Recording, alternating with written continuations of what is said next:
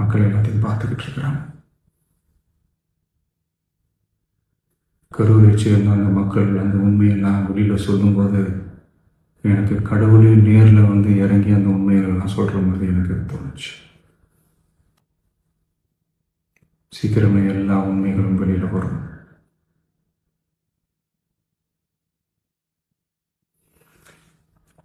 எங்களுக்கு தரப்பட்ட இடத்துல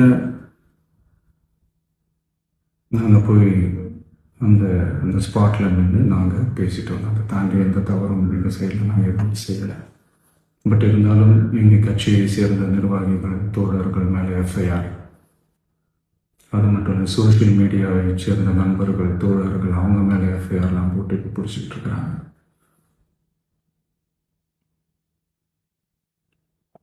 சிஎம் சார்,